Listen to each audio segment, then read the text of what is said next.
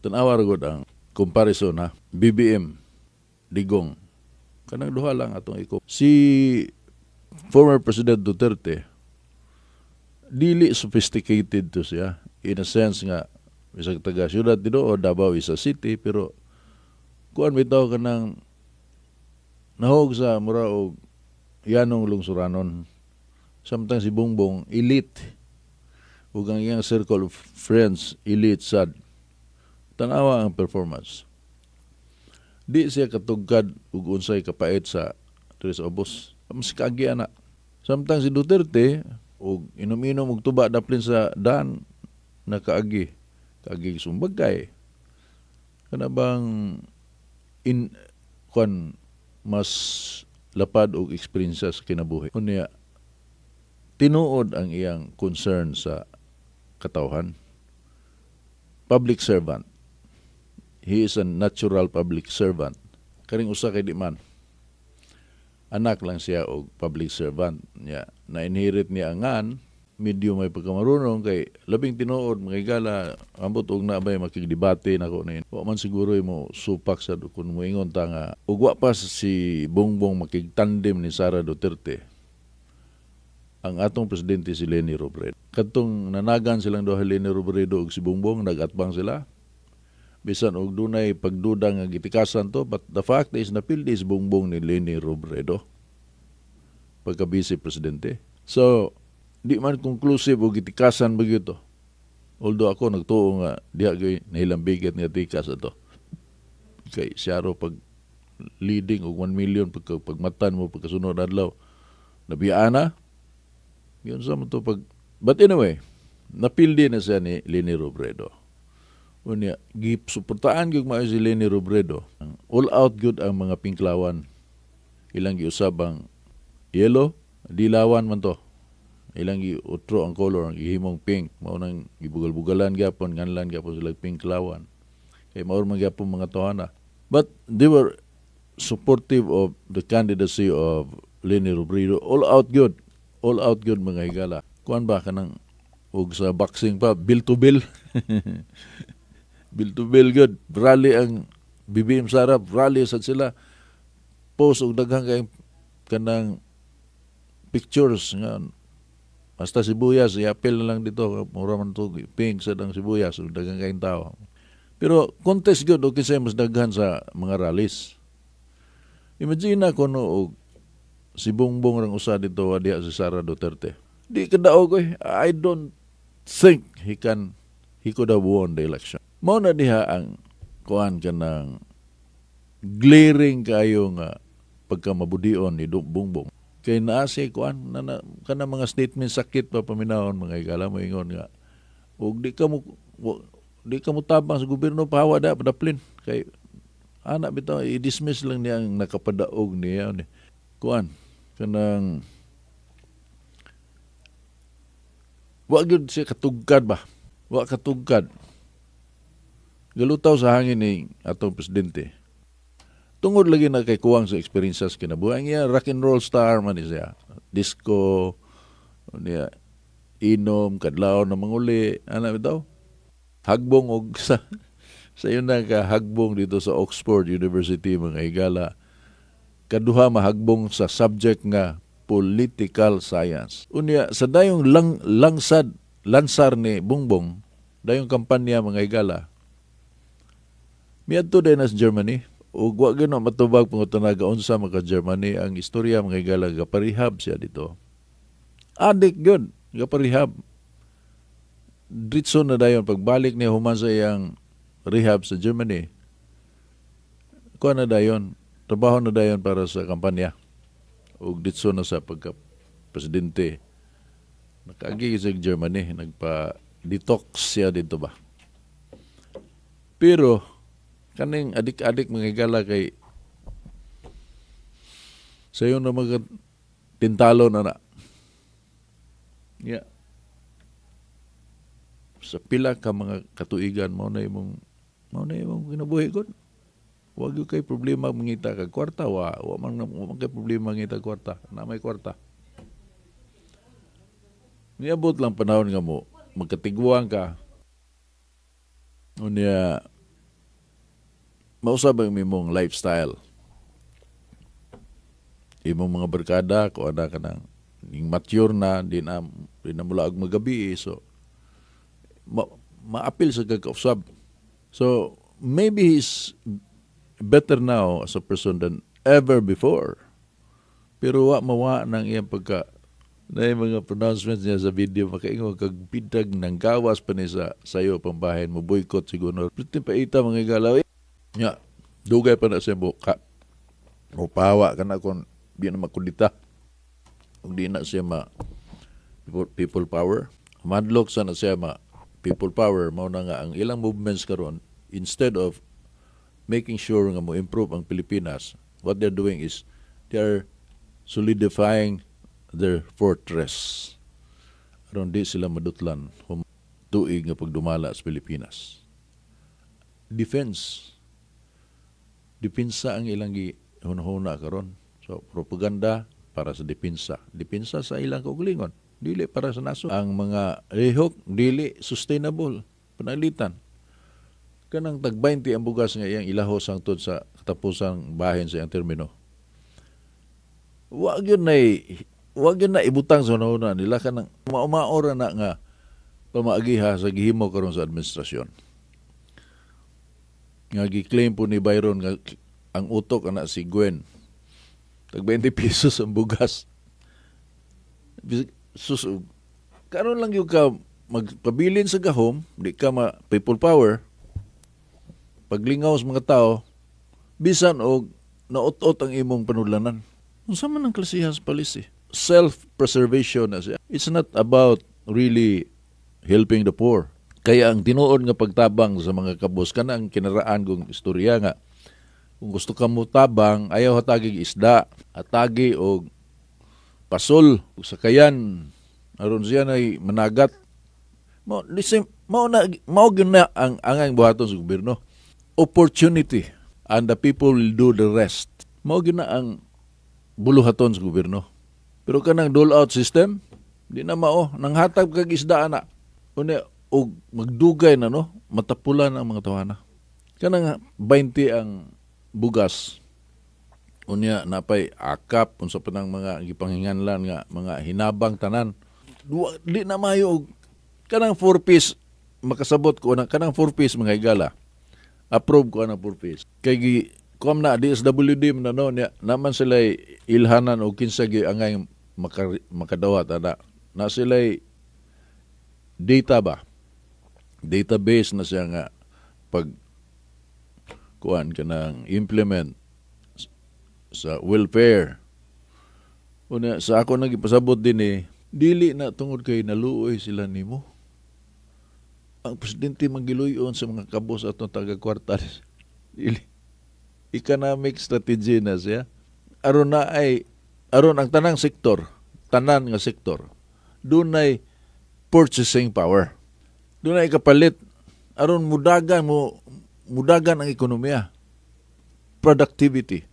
Kay ugway purchasing power ang mga tao, muungot ng ekonomiya mga higala. Mabitaw na nga kanang mga nasod nga makaagig resesyon like Japan. Pugso nilang bangko nga magpalon, why collateral. Gobyerno mo ingon sa bangko nga ablihin na ninyo kung palon mo kay aron makakapital ang mga tao na kwarta mo circulate kay o kita ipsagdan na mo kuyag na itong nasod. Mga pamaagi na ba? Mga economic strategy ba? To improve the economic health of the country. Strategy na siya. So, welfare state is an economic strategy.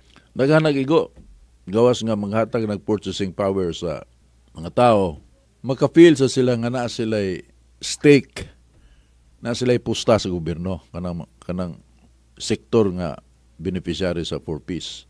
Naubitaw nga sa unang implementation wagin na magtungits lang. Ang ilang maghuwat kay magtungits. So, ang gobyerno nakasabot, dugay ra ba nakasabot?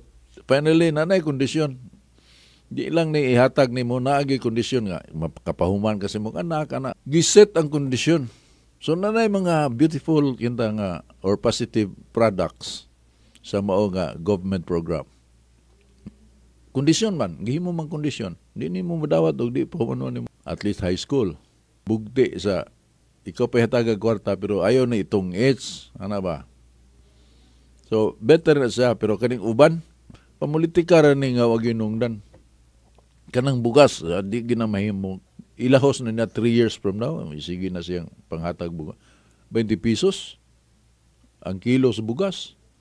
Lutaw, alkansi, lunod, puhunan. Magwanta man na, masustinihan man na. Pero mauna nga, mangutang o mamaligya. Mamanigihimo sa administrasyon karon. Ang utang, una na maligya sad. Para sa ato kinabalay. 2 ka auto, usa ka motor. Una, nuwad ang kagtrabaho. Samtang nangita pa kag ikapulis imong trabaho, sugod na kag pamaligya. Una, na kay hunahunaan nga negosyo, mangutang sa ka, aron kapital sa negosyo. So, baligya, utang. Una, wapay klaro og kato imong nahunahunaan ang negosyo. Click ba to? Hangtod yun nga, magkagod ka. Mausap imong kinabuhi. Di na ka magsakay auto, jeep na lang ka. Kaya wala naman kay auto, gibiligya naman nimo. Unya, daghang pagkag-utang. So ang imong problema sa ang pagbayad ng utang, sakay kag jeep, kung saan lang imong buhaton, doon ka makabayad sa utang. Wala nagi ka, nahigo. Mauna ang kahimtang sa gobyerno sa Pilipinas karon. Unya, tanawa ha, unsa ka responsable? Gagira ang Israel o ang Iran mga higala. Mo escalate na siya. Hinaw tonta nga di, pero ang ubang mga nasod gatan-aw nga the possibility of this conflict to escalate is butang na to 80%. So mangandam ta.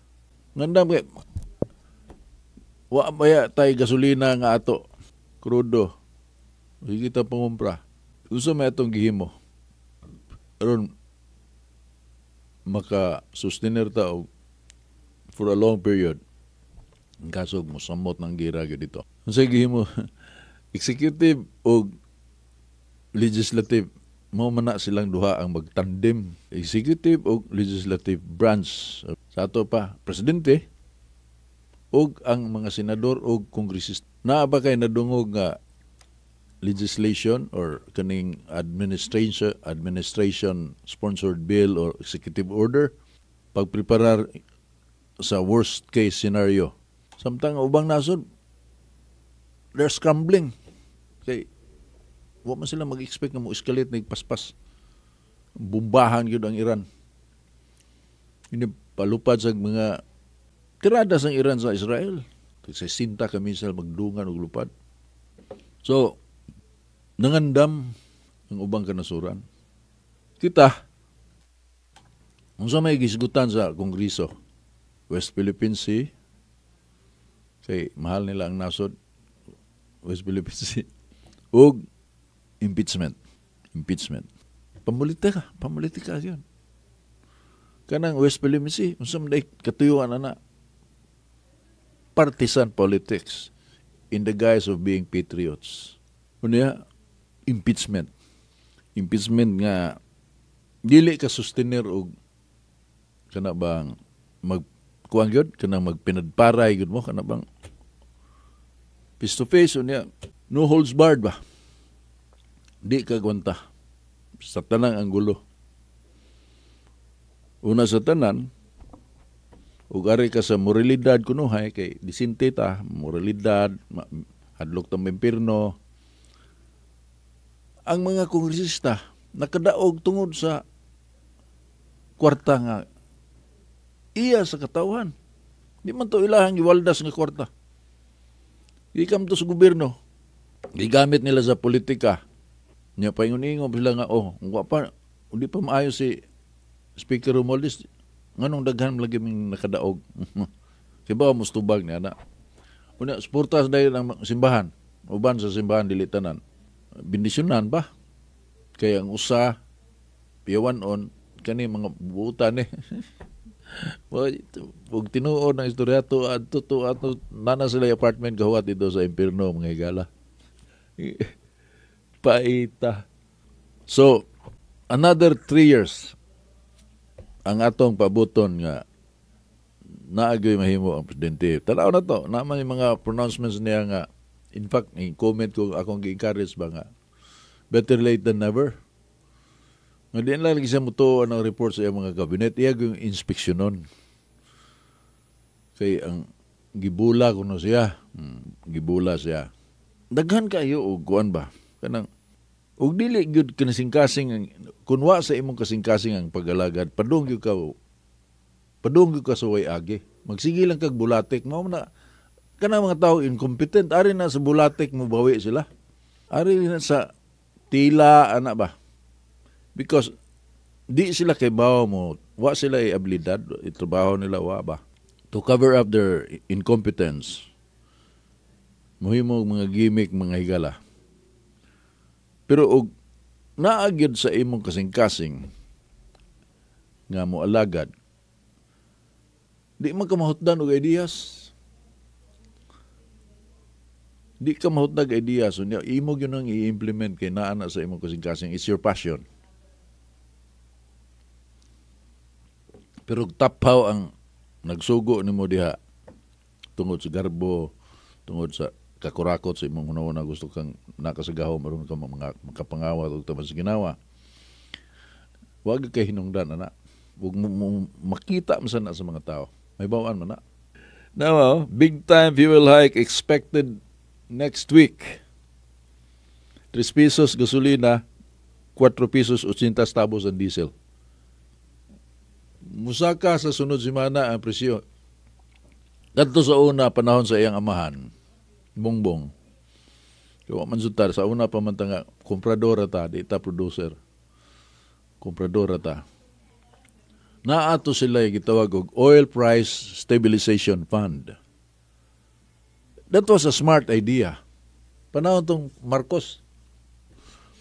Nga kada tubil nimo mga piso ang gobyerno. Inigadto nimo sa gas station, naay patong sa 1 peso per liter. Adto to paingon sa gobyerno. Ipundo to siya aron kung musaka ang presyo sa world market, di musaka din sa ato. Mao gyapon presyo din sa ato. Mura lang og di ta maigos krisis ba. Mo to'y pamaagi atong higayon na. Unya kani mga komunista garali-rali ni sila. Kaya ang netabo sa hilabtan man sa itong pundo, maglaway man itong mga politikos pundo ato na hilabtan. Hilabtan sa kawaton sad ba? Huwaman o di na bayran, huwaman o proyekto sa gobyerno. Pero supposed to be, standby fund to. Sige itong kolekta sila. Di man bugat sa para sa kuan kaning consumer kita. Pilar man na piso god patong. So, naipundo. Yun aron, gagira ang Israel o ang Iran, musaka ang presyo. Kita din, hindi ta matugaw. Ang atong negosyo, atong kuan ka ng transactions, mao gihapon. Importante sa negosyo, magagala ka ng predictability ba? Mo-project ka, niya, mukalit og spike, mukalit og saka ang presyo sa kinini ang fuel. Mabuang kag-adjust, oy. Maapektuhan yun ang mga negosyo, So, importante yun nga, na kanang gitawag magigala og predictability. Sa economics na siya. Aron maka-project ang negosyante. Pero anang energy, kinanglan na og supply nga maka-project ang negosyante og mo-invest galing. Mao na nga kanang geothermal power kanang nasa tungunan Southern Leyte, mao na nga i-develop kay di man na kuan kanang di mahurot pa. Di parehaan ng mga finite source ba? Doon ay limitasyon. Dili ma-predict pa mo kalit og hunong adjust na po ka. So mao na siya ang kuan mga higala kana bang fundamental sa economics, predictability. So katong gihimo ni Ferdinand Marcos Sr. nga Oil Price Stabilization Fund. Dato sa smart move. Gihunong man to ni Kuri. Kaya i-liberalize lagi ko no ni kuan. Sagda na to pilagi kuan kanang presyo sa merkado. Let the market dictate the price. Kaya mura mo to kintag artificial. Pero ito sa smart move, karon wa gyud tay panagang ani. Wa tay panagang. Kaya nga itong gobyerno mga higala nabuang sa politika. Paminawa ragon na sila si Hontiveros, sila si Dilima. Nulumba lang na tulo si Dilima, Hontiveros, Trillanes. Kanang tulo. Ang baba na puro Duterte. Kontra kay Duterte. Sara Duterte. Of course, nang uban mo starring for every now and then, pero kana sila consistent, gina sila. Maayara po noon kay, ug ako'y diya sa kampo ni Duterte, okay rin na sila kay, di man na sila makapadaog, makapapildi. Mo na yung mga, pero atong sa una, nga magrali-rali pa man to sa una kada gabi mga higala na may stage ang mga partido niya. Na diskurso kada gabi ba? Ay mga announcer din nga gihatagan yung kwarta. Gibayran og kwarta. Aron daoton ang mga husmin niya. Siguro po ito nilang indanita. Mga amigo na ko ito, mga announcer. Napay usad mo. Kato si Bicano, Irapto ni Avila o si Nanding liste. Mamunto yung mga diskurso sa stage. Sila MC kada gabi sa rally. Sa panagiusa. Ihatan to kwarta. Kuan ka ng gikan sa Chinese community. Kinsa man gikan sa Chinese community. Nalipay ang Chinese community nga giatake ninyo ang mga Osmeña. Suspirtin na mula to. Kining mga Osmeña. Wala kibaw nga. Ang survey di ay ug imong atakihon ang mga Osmeña. Masuko ang mga tao. So ang nitabo nagana mo kahilis ang mga manambong dito sa stage. Na may stage mo na entertainment god. Na singer, na kumikal skit. Na pasundaya kada gabi sa stage sa partido. Wala mauso na ron. So una magbutangin na sila og stage. Kada gabi magtapok ang mga tao dito na mga diskurso dito na apoy singer. Entertainers rather. So, gihatagag kwarta. Pag-atake. Kay ang resulta, dagan mubiya. Parang ni Byron, no? Kana. Pero man na, sip-sip pero mag-usad ni Gwen. Pero kanang ingong anak ba? Imo nang hatagag kwarta nga. Sige, padayon na ginang imong gihimo, pupida kanang nalipay nimo na. Pero di tinuod, dagan na suko. Mao na si Dilima, si Trillanes ug si Hontiveros. Magsige nagtabi. Mag-ana mo kadaghan ang masuko. Di ka daog ang ilang kandidato man niya. Di ka daog. Kung na sila kanang ang malipay ra anak kato ng mga kauban na po nila ba sige malipay niya di ka dani og buto ana oy. On the contrary, opposite ang may tabo. Mao na tabo ni Gwen tungod ni Byron sa social media na. Wala man tong stage. So na sa stage ug di ka kibaw panlitan, wa ka kibaw kung sa sentimentos mga tao. Specific na ng questionnaire ba sa imong survey. Aron target gyud na og unsay reaksyon sa mga tawo mao na imong ipangutana.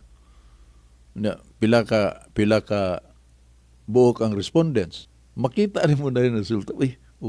Ihurot og pangutana, hurot og mga Osmeña, di ka mo specific kay kana si Lito Osmeña kana. Ang kontra nila to Lito Osmeña man og si Tami Osmeña. Kay si Sani didto man sa panagiusa, dugay man mibiya si Sani Osmeña to. Kauban silang identita. Sila to ni Cuenco. Kay mo man to ang panagiusa, naghiusa antay Marcos. Gaunay. Nabungkag to sila sa diyang umaabot na ang eleksyon. Managa posisyon ba? Gikan sa pagka-officer in charge, uwik. Mag-eleksyon na. So, nabungkag to siya. Pag-survey nila ni Sir Lito, kay o gilabtan ang mga Osmeña, masuko mo day ang mga tao doon sa kinasangan, service kinasangan, service Kalamba. Mga lugar, pang-survey. Specific ang pangutana. Masuko mo day. So, imbis nga, si Lito rehinganlan, mga Osmeña gyud nalipay kay giatake ang mga Osmeña. Di man gikan basta gikan na sa Chinese community kwarta. Awan na magpili ang wana yung nabanga kana si Lito og si Tomas gidritso na kining mga Osmeña awan na samot nagana mo kahilis ang mga tao lagi nya diha man ko nila. Di na manguyog ako to ngikan sa kuan kanang kinasangan tulang na feeling banyo. Kuan dito kay aron dagang tao sa kuan kanang headquarter may tawag ato kanang stay. Di na mga to. Mao na ito nakaingon. Wa sa ko kay bawo to gyud. Dugay pila ka tuig ko dito na sa magkuyog-kuyog naman ni Sir Lito himo na kong bata-bata na Sir Lito. Dito na ko nahibaw. Mao din na. Kaya mag-istorya ba ito? Sa una, dito na ko nahibaw, ana day. Nag-anam o kawa ang mga tao. Strategic ba? Panalitan. Kana si, bago man mo ni atong gumitong example, si Byron. Wa man to sa katabang ni Gwen. Nakapaut-utos kampanya ni Gwen, si Byron. Na dili pa igsuon kita ni Gwen si Byron. Di ako sa kampo ni Pambari 4. Akong suhulan, bumbag yun. Dagang kang nalipay ni mo, na kwarta Naay mga announcer kanang black timer, mga black timers panahon sa eleksyon. Naay mga black timers nga hatagag kwarta aron atakehon ng kontra. Pero ang epekto opposite. Di lang kumuhinga na bayran. Ako kitang duha kontrata, mayor atong gidaganan, ikaw dagang kag mayor, ako dagang pugog mayor. Mukuha ko announcer. Aron atakehon ka. Ikaw kay marunong matakinsam ng announcer. Lipay ka. O di ba ako'y mukuha og announcer, atakihon ko. Ako'y mubayad aron atakihon ko. Aron napasanginlan, ikaw puloy. Kay ang announcer mo nakaingon. Kay bati kayo dungog ba? Kanang bad. Negative yun og effect nga to sa publiko. Gasa na siya mo dapig, opposite ang may tabo. Gihimo na many times. Kaya pong announcer wa, kay bawa siya nga, abi niya og gikuha siya kay may siya mo atake ba. Gikuha na siya aron magsige kahilis ang support. Ipagi lang ni mo ganili mo dritso og hatag dito may bawaan ka nga. Bayra ni mo aron atakihon ko ni. Mao na siya mga igala. Balik sa main topic na to. Naglutaw pa na sa ang national is so unprepared. Wa ta ka kita og mga initiatives nga kanang inspiring. Unsa may nitabo karon? Ang San Juanico gibasol nila si Duterte. Paggawa sa kuan, resulta nga di kay baw mubasa ang mga elementary pupils mga boto high school nga di kabasa. Duterte pasangin lang ni Bongbong. Dili bitaw kuan kanang proactive. Kuan gyud sobra ra gyud ka obses sa politika, partisan politics mga igala ni way agi. Wa mangyagi. Sumagod ikaw pakalitan ka pangutana karon. Unsa may nahimo ni Bongbong? Pitok-pitok pagkauna. Unsa may nahimo tuod no? Tulo ka tuig naman. Una inig sugod na ingon nga mao na nahimo kay dito ko na pag inaugurate. Asosihon dahil nga di man iya ha. Wa nahimo mga igala pa ita. Sige pamulitika. Mura gihimo nilang showbiz ang politics bitaw. Kuan ka ng Ang makaluloy ani ang musunod og lingkod kinsay mo dumala panlitan kita si Sara Duterte. Magpasaan na si Sara Duterte og dako kayong problema. Kinahanglan na siya mga economic experts nga mo tabang giniya aron maulian ang atong panudlanan kay sige pangutang man.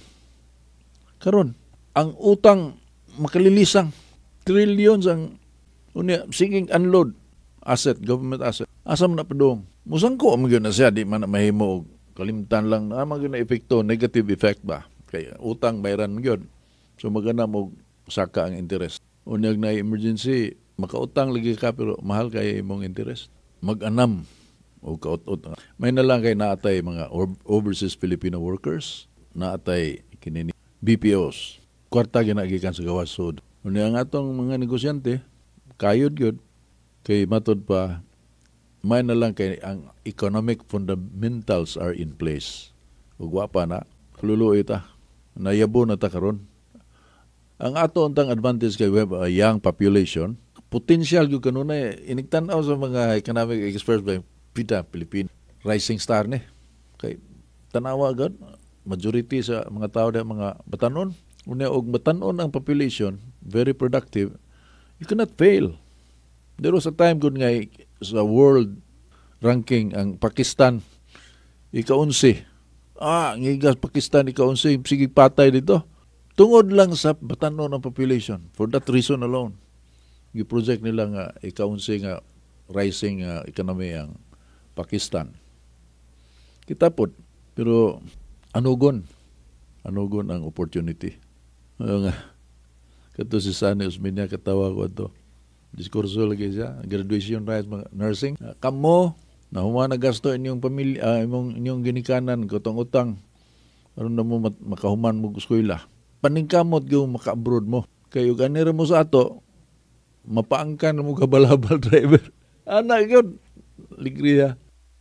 Kato sa tiyang igsoon si kanay Gobernador Lito Osmeña, ingon sa to. Tanawa ko ng atong mga estudyante, ubida, utang-utang ang ginikanan. Pagkahuman yun, mag-graduation, mo extra yung pangutang kay magpakaon man, mo ari sa parinditan diya mag-eskwela sa Cebu, ari sa Cebu, tuga na niya, o puyo og hotel, o hindi gani, mo dangop og parinti, o niya, mugasto gyud kay graduation sa anak. Malipayon ang pamilya. Pero inigkahuman na, ang katong bagong graduado, muli sa ila, magpatuna og kabaw. Magpatuna og kabaw mo. Okay. Asa, way trabaho kasudlan. O kana unta mo ay ginuna sa mga politiko. Asa man panghimo mo paagi nga nay kasudlag trabaho ang mga batanon, young population, kinahanglan na anay trabaho. O aman kay di musugot og foreign investment, foreign direct investment nga langyaw. Kinahanglan 60-40 gyud kay nasod gunin nato. Musugot di ita nga maulipon tag mga langyaw dinisod sa atong kagulingong di mo na siya nga ikalaga ungot kanuna ita tanawa ng mga nasod nga open kayo. Tuwa ta paingon dito sa ilang nasod manarbaho. Asa man na tanawa ra gud ug giunsat pag-ilad. Daghang kay wa kasabot ana ba? Wa mo kabantay nga og naay movement nga usbon ang Batakang Balaod. Mangadto na silang Manila. Davide, moabot nag Manila mo. Adto na dito. Dili na tiway. Bayran sila na to say no to the proposal. Maningog sila si Bana ni Sulita Munsod. Maningog na sila. Di gud usbon ang Batakang Balaod. Daita. Asa man ang mga batanon? May gani lagi kay na call center. Katrabaho daghang kay mga batanon diha. Unya wa na maghihimo ang gobyerno. Usara ka politiko na dunggan ako nga nay plano for the benefit of the call center agents. Tami Usmeña. National? Wala. Zero. Wa gyud initiative nga gatanaw ba sa kayuhan anang sektor nga dako kay gikatabang sa atong ekonomiya. OFW for the longest time neglected man ang OFW.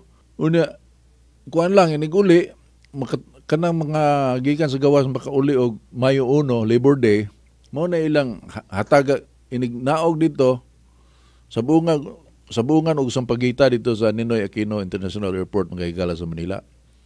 Mga gikan sa gawas nga muuli og Pilipinas Mayo 1. Kana bang natunong kag Mayo 1? Inignaog nimo sa bungan kag sampagita kay bagong bayani ka.